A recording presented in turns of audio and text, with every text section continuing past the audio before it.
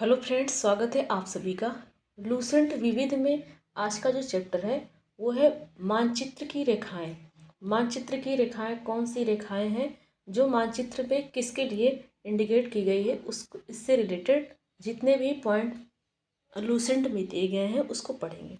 तो फ्रेंड्स, यदि आप हमारे चैनल पर नए हैं तो प्लीज़ चैनल को सब्सक्राइब कर लीजिएगा। फ्रेंड्स, हमारा चैनल नया है, छोटा है, तो प्लीज़ हमारे चैनल को सपोर्ट करें आगे ले चलने में। आपसे रिक्वेस्ट है, आपसे निवेदन है कि हमारे चैनल को ग्रो करने में हमारी मदद करें। आने वाले सभी एग्जाम के लिए मोस्ट इम्पॉर्टेंट है, तो पूरा वीडियो ध्यान से देखिएगा। वीडियो अच्छा लगेगा तो लाइक कर दीजिएगा फ्रेंड्स। तो चलिए, मानचित्र की रेखाएं जो लूसेंट में दिया गया है उसको पढ़ते हैं। पहला है समलवण रेखा। सम का मतलब होता है समान। तो मानचित्र पर खींची गई वह रेखा जो महासागर के उन स्थानों को मिलाती है जहां पर समान लवणता पाई जाती है।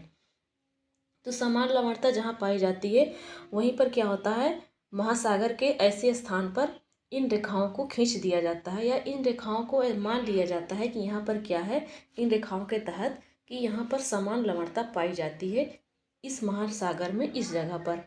तो उसको मानचित्र में कौन सी रेखाएं इंडिकेट करती है, समलवण रेखा उसको कहा जाता है।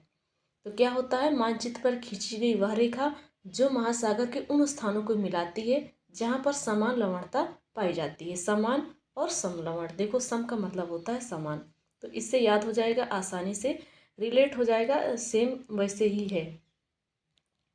अगला है समदाब रेखाएं। समदाब रेखाएं मतलब समान दाब। सम मतलब होता है समान, दाब दाब मतलब होता है दाब, समान दाब। देखो, समान वायु दबाव वाले स्थानों को जोड़ने वाली रेखाएं समदाब रेखाएं कहलाती है। सिंपल सा, जो रेखाएं का नाम है उसमें ही छिपा हुआ है समदाब मतलब समान दाब। तो समान वायु दबाव वाले स्थान, ऐसा स्थान जहाँ समान वायु दबाव है, तो वो क्या करती है, जुड़ने वाले स्थानों को वहाँ पर समदाब रेखाएं उनको कहा जाता है। अगला है सम गहरी रेखाएं। सम मतलब समान, गहरी मतलब गहरा।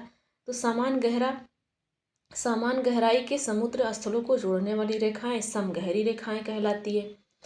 तो जहाँ पर गहराई समुद्र में क्या होता है, समान होता है, तो समुद्र के स्थलों को जोड़ती है, तो वो दोनों की गहराई क्या होती है, समान होती है, तो क्या कहलाती है, सम गहरी रेखाएं। अगला है समोच्च रेखाएं। तो समोच्च मतलब होता है समान ऊंचाई।